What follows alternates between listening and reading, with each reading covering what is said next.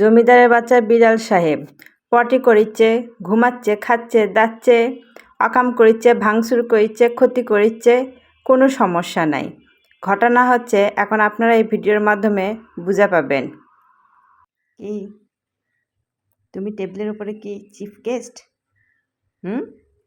কি পাইছো কি? তুমি আমার ঘর ছাড়া নড়ো না কেন? এই যে পুষি, পুষি, তুমি আমার ঘর ছেড়ে যাও না কেন? কি পাইছো আমার ঘরে? আমি তোমার জন্য কি ভালো মন্দ রান্না করব? না আমার করা রান্নাগুলো তুমি মজা দিবা? ইস, কি অবস্থা! হ্যালো, আসসালামু আলাইকুম আমার ভাই ও বোনেরা, সকলে কেমন আছেন? নিশ্চয়ই আল্লাহর রহমতে প্রত্যেকে ভালো আছেন। আলহামদুলিল্লাহ আমিও ভালো আছি। এই যে আমি আপনাদের দেখামো আমার ঘরত আসিচ্ছে, খাচ্ছে, দাচ্ছে, সব করিচ্ছে, আর কি পরিমাণ মাঝে মাঝে অত্যাচার করিচ্ছে সেটা আপনারা এখন কিছুক্ষণ পরেই টের পাবেন। আর পুরো ভিডিওটা দেখবেন, তাহলেই বুঝে পাবেন। এই যে মায়াধরী একটা বিড়াল, এক দেখলে একদিক দিয়ে মায়া লাগে, আরেক দিক দিয়ে ওই আমার ক্ষতি করিচ্ছে, আমার সরলতার সুযোগ লিয়া। আমার অন্তরের ভিতরে মায়া বেশি, আর এই বিষয়টা ওই বুঝে পাচ্ছে, আর এটা কেন্দ্র করেই ওই আমার যা করার তা করতেইছে। এখন আমি না পারিছি এক বের করে দিবার, না পারিছি এক আমি থুবার। ওই আমার ঘরত যে শুরু করছে অত্যাচার, তাকার কোয়া যাবি না। তো এই যে দয়া মায়ের এক পর্যায়ের একটা সুন্দর ভিডিও দেখেন, আর সেটা হচ্ছে সারাদিন আমার ভাই ঘুরঘুর করে। তো এখন না খাবার দিলে কি আর হয়? এত সুন্দর সিয়ারা মায়া ধরি, ইয়ার সিয়ারা দেখে মানুষের অন্তর কাড়ে লিচ্ছে। তো যাই হোক, এদের মাছ দিয়ে ভাত মেখে দিছি, এখন সুন্দর মতো খাচ্ছে। খাবু দাবু, ঘুম পারবু, থাকবো, কোনো সমস্যা নাই তাতে আমার। ঘটনা হচ্ছে তুই কৃষক পটে করবো, তুই কৃষক আমার খাবার নষ্ট করবো। আমি তোকে তো খাবার দিচ্ছি, তারপরে তুই আমার খাবারগুলো নষ্ট করিচ্ছ কৃষক। আবার ঘটনা দেখেন, আমার ফুলের টব আছে, এমনভাবে ফুলের টব ফেলে দিছে, ফুলের টব গুঁড়া গুঁড়া হয়ে গেছে। এটা আপনারা দেখে পাবেন কিছুক্ষণ পরেই। তো যাই হোক, একা কোণে যে ভাত আমি খাবার দিছি, ভাত এখন খাচ্ছে।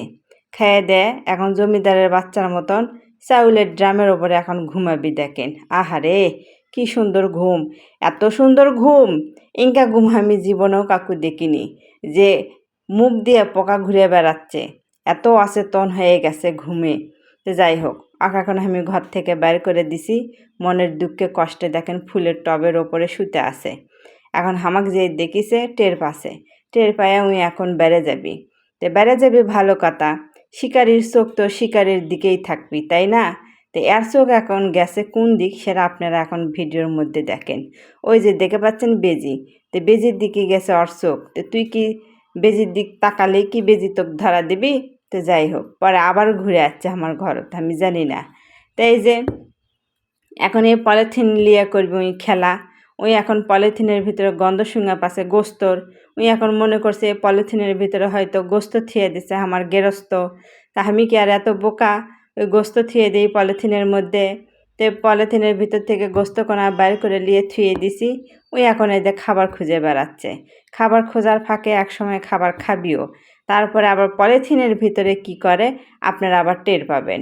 তো যাই হোক, এখন ঘটনা হচ্ছে তুই যে থাকিচ্ছু, তোকে যে আমি খাবার দিচ্ছি, তোকে যে আমি এত আদর যত্ন করিচ্ছি, তে রাত্রেবেলা ঘরে ঢুকে তুই আমার স্বামী সাহেবের কপাল আশ্রাবু তাই বলে? হ্যালো ভাই ও বোনেরা, আপনারা তো জানেন না ই কি আর কমও একলিয়া, এক কবার গেলে আমার রাত আর দিন এক হয়ে যাবি।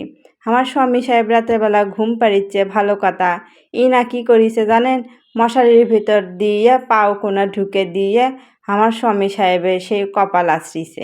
এখন কন্ত আমার স্বামী সাহেব হচ্ছে একটা বোকাশোকা মানুষ, এমনি এলে জীবজন্তুক দেখলে উনি ভয় পায়, তারপরেও আবার যে কাম করা শুরু করে দিছে, একটা আমার বাড়ির থোবার দিবি না। তো যাই হোক, পরে আবার টিকা নিয়ে আসলো মনের সন্দেহ, কারণ বিড়াল যেহেতু আচর দিছে সেহেতু টিকা তো নিতেই হবে। তো সে বেচারি আবার পরে যায় টিকা নিয়ে আসলো। এই তো হচ্ছে বিড়ালের কাহিনী। একে দেখে আসলে অনেক মায়া লাগে, আমি কিছু বলতেও পারি না। তো যাই হোক, তো ও আসলে একটা অবুঝ প্রাণী, ওকে কিছু বলাও যাবে না, তবে নিজেদের সাবধান থাকতে হবে। তো আপনারা কারা কারা বিড়ালকে ভালোবাসেন তারা অবশ্যই একটা করে লাইক করে দিবেন আর ভিডিওটি সম্পূর্ণ দেখবেন, ভালো লাগবে। বিড়ালটা অনেক কিউট, ও শুধু একাই আসে, আর কেউ আসে না। আমার ঘরে এসে যদি ও শান্তি পায়, ও যদি আশ্রয় পায়, ওর যদি ভালো লাগে, তাহলে থাকুক, আমার কোনো সমস্যা নাই। ও আমার অনেক ক্ষতি করছে, তারপরেও আমার ওকে তাড়াইতে ইচ্ছা করে না, কারণ ও অবলা প্রাণী। দেখুন, ওপরে কিন্তু মাংস আছে, সে কিন্তু গন্ধ শুকে এই যে ওপরে উঠে গেল, তারপরে ওকে আমি তাড়ালাম, কারণ ও মুখ দিয়ে দিবে। এভাবে ও আমার অনেক খাবার নষ্ট করছে, কিন্তু তারপরেও আমি কিছু বলি না, যেহেতু বিড়াল অবলা প্রাণী।